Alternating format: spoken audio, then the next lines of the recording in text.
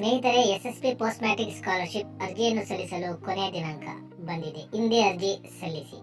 ರಾಜ್ಯ ವಿದ್ಯಾರ್ಥಿ ವೇತನ ತಂತ್ರಾಂಶದಲ್ಲಿ SSP ಪೋರ್ಟಲ್ನಲ್ಲಿ 2023-24ನೇ ಸಾಲಿನ ಮೆಟ್ರಿಕ್ ನಂತರದ ವಿದ್ಯಾರ್ಥಿ ವೇತನಕ್ಕೆ ಅರ್ಜಿ ಸಲ್ಲಿಸುವ ಹಾಗೂ ಈಗಾಗಲೇ ಅರ್ಜಿ ಸಲ್ಲಿಸಿರುವ ಪರಿಶಿಷ್ಟ ಜಾತಿಗೆ ಸೇರಿದ ವಿದ್ಯಾರ್ಥಿಗಳು ತಮ್ಮ ಲಾಗಿನ್ ಮೂಲಕ ಆಧಾರ್ ಬೇಸ್ಡ್ eKYC ಅನ್ನು ಪೂರ್ಣಗೊಳಿಸಬೇಕು. ಫ್ರೀ ಶಿಪ್ ಕಾರ್ಡ್ ಅನ್ನು ಡೌನ್ಲೋಡ್ ಮಾಡಿಕೊಳ್ಳಬಹುದಾಗಿದೆ. ಸ್ನೇಹಿತರೆ, ಮತ್ತೆ ಯಾವ ವರ್ಗಗಳಿಗೆ ಸ್ಕಾಲರ್ಶಿಪ್ ಯಾವ ದಿನಾಂಕಕ್ಕೆ ಎಂಡ್ ಆಗುತ್ತೆ, ಲಾಸ್ಟ್ ಡೇಟ್ ಯಾವಾಗ ಎಂದು ಸಂಪೂರ್ಣವಾಗಿ ಮಾಹಿತಿಯನ್ನು ನೀಡುತ್ತೇನೆ. ಮತ್ತು ನೆಕ್ಸ್ಟ್ ವಿಡಿಯೋದಲ್ಲಿ ನೀವು ಸ್ಕಾಲರ್ಶಿಪ್ ಅಪ್ಲೈ ಮಾಡಿರುವುದನ್ನು ಫ್ರೀ ಶಿಪ್ ಕಾರ್ಡ್ ಹೇಗೆ ಡೌನ್ಲೋಡ್ ಮಾಡಿಕೊಳ್ಳಬೇಕು ಮತ್ತು ಆಧಾರ್ ಬೇಸ್ಡ್ eKYC ನೀವು ನಿಮ್ಮ ಮೊಬೈಲ್ನಲ್ಲಿ ಯಾವ ರೀತಿ ಮಾಡಿಕೊಳ್ಳಬಹುದು ಎಂದು ನಾನು ನಿಮಗೆ ನೆಕ್ಸ್ಟ್ ವಿಡಿಯೋದಲ್ಲಿ ತಿಳಿಸುತ್ತೇನೆ. ಸ್ನೇಹಿತರೆ, ಈ ಒಂದು ನಮ್ಮ ಚಾನಲಿಗೆ ನೀವು ನ್ಯೂ ಮೆಂಬರ್ಸ್ ಆದರೆ ದಯವಿಟ್ಟು ನಮ್ಮ ಚಾನಲ್ ಅನ್ನು ಸಬ್ಸ್ಕ್ರೈಬ್ ಮಾಡಿ ಹಾಗೂ ಬೆಲ್ ಐಕಾನ್ ಅನ್ನು ಪ್ರೆಸ್ ಮಾಡಿ, ಏಕೆಂದರೆ ಹೊಸ ನೋಟಿಫಿಕೇಶನ್ ನಿಮಗೆ ತಲುಪಲಿ ಎಂದು. ಸ್ನೇಹಿತರೆ, last date for application submission. ಹಿಂದುಳಿದ ಕಲ್ಯಾಣ ಇಲಾಖೆಯ ಮೆಟ್ರಿಕ್ ನಂತರದ ವಿದ್ಯಾರ್ಥಿ ವೇತನಕ್ಕೆ ಅರ್ಜಿ ಸಲ್ಲಿಸಲು ಕೊನೆಯ ದಿನಾಂಕ 15ನೇ ಜನವರಿ 2024 ಮತ್ತು ಅಲ್ಪಸಂಖ್ಯಾತರ ಕಲ್ಯಾಣ ಇಲಾಖೆಯ ಮೆಟ್ರಿಕ್ ನಂತರದ ವಿದ್ಯಾರ್ಥಿ ವೇತನಕ್ಕೆ ಅರ್ಜಿ ಸಲ್ಲಿಸಲು ಕೊನೆಯ ದಿನಾಂಕ 31st ಜನವರಿ 2024. ಅಲ್ಪಸಂಖ್ಯಾತರು means Muslims, Christian, Buddhist, Sikh, Parsi. AYUSH ಇಲಾಖೆಯ ಮೆಟ್ರಿಕ್ ನಂತರ ವಿದ್ಯಾರ್ಥಿ ವೇತನಕ್ಕೆ ಅರ್ಜಿ ಸಲ್ಲಿಸಲು ಕೊನೆಯ ದಿನಾಂಕ 31 ಜನವರಿ 2024. ಕರ್ನಾಟಕ ರಾಜ್ಯ ಬ್ರಾಹ್ಮಣ ಅಭಿವೃದ್ಧಿ ಮಂಡಳಿಯ ಮೆಟ್ರಿಕ್ ನಂತರದ ವಿದ್ಯಾರ್ಥಿ ವೇತನಕ್ಕೆ ಅರ್ಜಿ ಸಲ್ಲಿಸಲು ಕೊನೆಯ ದಿನಾಂಕ 31st ಜನವರಿ 2024. ಕಾಲೇಜು ಶಿಕ್ಷಣ ಇಲಾಖೆಯ ಮೆಟ್ರಿಕ್ ನಂತರದ ವಿದ್ಯಾರ್ಥಿ ವೇತನಕ್ಕೆ ಅರ್ಜಿ ಸಲ್ಲಿಸಲು ಕೊನೆಯ ದಿನಾಂಕ 31st ಜನವರಿ 2024. ಸಮಾಜ ಕಲ್ಯಾಣ ಇಲಾಖೆಯ ಮೆಟ್ರಿಕ್ ನಂತರದ ವಿದ್ಯಾರ್ಥಿ ವೇತನಕ್ಕೆ ಅರ್ಜಿ ಸಲ್ಲಿಸಲು ಕೊನೆಯ ದಿನಾಂಕ 14 ಫೆಬ್ರವರಿ 2024. ತಾಂತ್ರಿಕ ಶಿಕ್ಷಣ ಇಲಾಖೆಯ ಮೆಟ್ರಿಕ್ ನಂತರದ ವಿದ್ಯಾರ್ಥಿ ವೇತನಕ್ಕೆ ಅರ್ಜಿ ಸಲ್ಲಿಸಲು ಕೊನೆಯ ದಿನಾಂಕ 29 ಫೆಬ್ರವರಿ 2024. ಪರಿಶಿಷ್ಟ ಪಂಗಡಗಳ ಕಲ್ಯಾಣ ಇಲಾಖೆಯ ಮೆಟ್ರಿಕ್ ನಂತರ ವಿದ್ಯಾರ್ಥಿ ವೇತನಕ್ಕೆ ಅರ್ಜಿ ಸಲ್ಲಿಸಲು ಕೊನೆಯ ದಿನಾಂಕ 31st ಮಾರ್ಚ್ 2024. ವೈದ್ಯಕೀಯ ಶಿಕ್ಷಣ ಇಲಾಖೆಯ ಮೆಟ್ರಿಕ್ ನಂತರದ ವಿದ್ಯಾರ್ಥಿ ವೇತನಕ್ಕೆ ಅರ್ಜಿ ಸಲ್ಲಿಸಲು ಕೊನೆಯ ದಿನಾಂಕ 31st 5th 2024.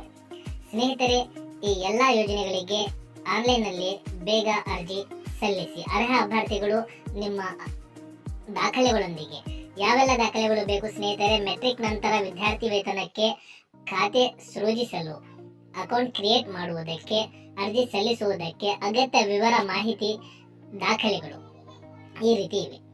ವಿದ್ಯಾರ್ಥಿಗಳ ಆಧಾರ್ ಸಂಖ್ಯೆ ಮತ್ತು ಆಧಾರ್ನಲ್ಲಿರುವ ಹಾಗೆ ಹೆಸರು, ವಿದ್ಯಾರ್ಥಿಯ ಮೊಬೈಲ್ ಸಂಖ್ಯೆ, ವಿದ್ಯಾರ್ಥಿಗಳ ಇಮೇಲ್ ID, ವಿದ್ಯಾರ್ಥಿಗಳ SSLC ನೋಂದಣಿ ಸಂಖ್ಯೆ ರಿಜಿಸ್ಟ್ರೇಷನ್ ನಂಬರ್, ವಿದ್ಯಾರ್ಥಿಯ ಹೆಸರಿನಲ್ಲಿ ಇರುವ ಜಾತಿ ಮತ್ತು ಆದಾಯ ಪ್ರಮಾಣ ಪತ್ರದ RD ಸಂಖ್ಯೆ, ವಿದ್ಯಾರ್ಥಿಯು ವಿಕಲಚೇತನರಾಗಿದ್ದಲ್ಲಿ UDID ಗುರುತಿನ ಸಂಖ್ಯೆ, ವಿದ್ಯಾರ್ಥಿಯು ವಾಸವಿರುವ ಜಿಲ್ಲಾ, ತಾಲೂಕು, ವಿಧಾನಸಭಾ ಕ್ಷೇತ್ರದ ಹೆಸರು ಮತ್ತು ಮನೆಯ ವಿಳಾಸ, ವಿದ್ಯಾರ್ಥಿಯ ಕಾಲೇಜು ದಾಖಲಾತಿ ನೋಂದಣಿ ಸಂಖ್ಯೆ, ಸಂಬಂಧಪಟ್ಟ ದಾಖಲೆಗಳ ಈ ದೃಢೀಕರಣ ಸಂಖ್ಯೆ, ಹಾಸ್ಟೆಲ್ ವಿವರಗಳು ಅನ್ವಯವಾದದಲ್ಲಿ. ಒಂದು ಇಂಪಾರ್ಟೆಂಟ್ ನೋಟ್ ಇದೆ, ಗಮನಿಸಿ ಸ್ನೇಹಿತರೆ. ರಾಜ್ಯ ವಿದ್ಯಾರ್ಥಿ ವೇತನ ತಂತ್ರಾಂಶದಲ್ಲಿ ಅರ್ಜಿ ಸಲ್ಲಿಸಲು ವಿದ್ಯಾರ್ಥಿಯು ಕುಟುಂಬ ತಂತ್ರಾಂಶದಲ್ಲಿ ನೋಂದಣಿಯಾಗಿ ಕುಟುಂಬ ಗುರುತಿನ ಸಂಖ್ಯೆಯನ್ನು ಹೊಂದುವುದು ಕಡ್ಡಾಯವಾಗಿರುತ್ತದೆ. ನಿಮ್ಮ ಕುಟುಂಬ ಗುರುತಿನ ಸಂಖ್ಯೆಯನ್ನು ತಿಳಿಯಲು ನಾನು ಈ ವಿಡಿಯೋ ಕೆಳಗಡೆ ಒಂದು ಲಿಂಕ್ ಅನ್ನು ಕೊಟ್ಟಿರ್ತೀನಿ. ಆ ಲಿಂಕ್ ಅನ್ನು ಉಪಯೋಗಿಸಿ ನೀವು ನಿಮ್ಮ ಗುರುತಿನ ಸಂಖ್ಯೆಯ ಕುಟುಂಬದ ಗುರುತಿನ ಸಂಖ್ಯೆಯನ್ನು ತಿಳಿದುಕೊಳ್ಳಬಹುದು.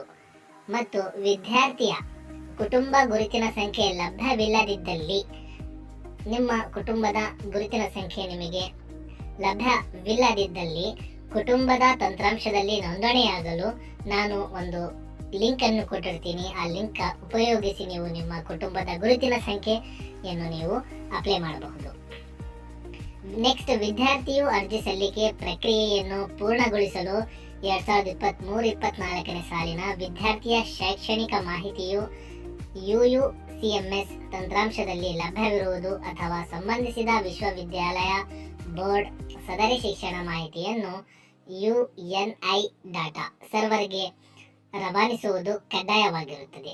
ವಿದ್ಯಾರ್ಥಿಯು ಹಾಸ್ಟೆಲ್ ಎಂದು ಅರ್ಜಿ ಸಲ್ಲಿಸಲು ಸದರಿ ವಿದ್ಯಾರ್ಥಿಯ ವಸತಿ ನಿಲಯ ದಾಖಲಾತಿ ಮಾಹಿತಿಯು ರಾಜ್ಯ ವಸತಿ ನಿಲಯ ತಂತ್ರಾಂಶ SHP ಅಥವಾ SSPHMIS